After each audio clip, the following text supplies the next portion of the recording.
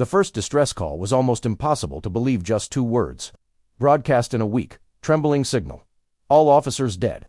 It was the summer of 1947, when ships in the Strait of Malacca picked up the strange transmission.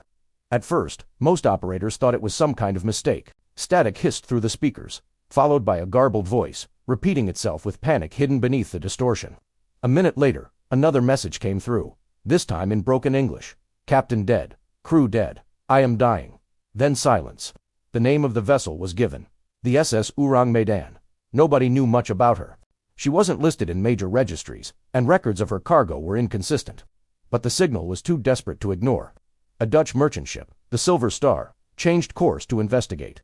When the Silver Star arrived, the Ourang Medan loomed quietly in the water, her hull still and her decks deserted. The sky was unusually clear, the sea flat as glass. No sign of struggle, no smoke, no damage, just a dead silence hanging in the air. A boarding crew was sent over. The moment they stepped aboard, the temperature dropped. Men later swore it felt 10 degrees colder than on their own ship, as if the air itself was drained of life. The boards groaned beneath their feet.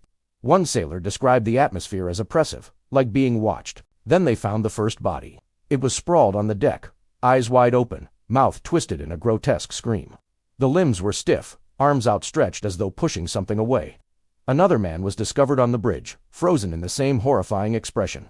His hands clawed tight against the console. All over the ship, engineers in the engine room, officers in the mess.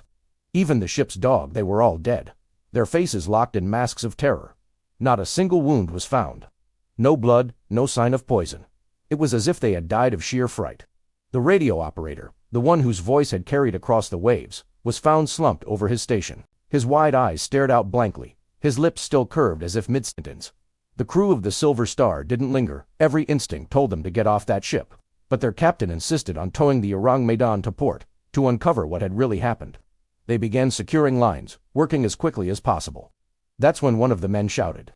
The air seemed to shimmer, and the smell hit them, sulfur, acrid and heavy, like burning matches. It came from deep within the ship.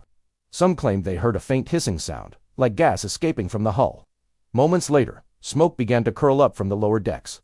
The men scrambled back to their boat, cutting the lines. Just as they reached safety, the Ourang Medan erupted. The explosion was massive, tearing the ship in half. Flames engulfed the vessel, and within minutes, she sank into the dark water. Every last secret went down with her. The story might have ended there, dismissed as bad luck or maritime folklore. But in the years that followed, sailors whispered about it. Some insisted the ship had been carrying chemical weapons, remnants of wartime experiments never meant to see daylight. Others said she had taken aboard something far stranger, cargo that wasn't supposed to be moved at all. One chilling detail often gets left out of reach.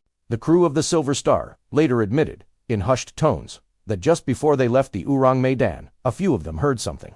It wasn't the hissing of gas or the groan of wood. It was faint, buried under the sound of the sea, but unmistakable low voices, whispering, coming from below deck. The explosion destroyed any chance of finding out the truth. No official investigation ever confirmed the ship's existence, and records mentioning her are riddled with inconsistencies. Some researchers claim the name was deliberately erased, covered up by governments who didn't want questions asked. Others argue she was never real to begin with. But then, there are the radio logs. Multiple ships recorded the distress call in their daily journals. The words were heard by too many people, across too many miles of open sea, to be denied. All officers dead. I am dying. Even now, sailors passing through the Strait of Malacca report strange encounters. Static will suddenly rise in their radios, followed by a fragment of that same message. As if the Ourang Medan is still out there, trying to call for help through the static of time. Most dismiss it as coincidence, interference carried across the water. But others, those who have felt the sudden chill on deck, or heard faint whispers. When no one else was near, say, the Ourang Medan never truly sank.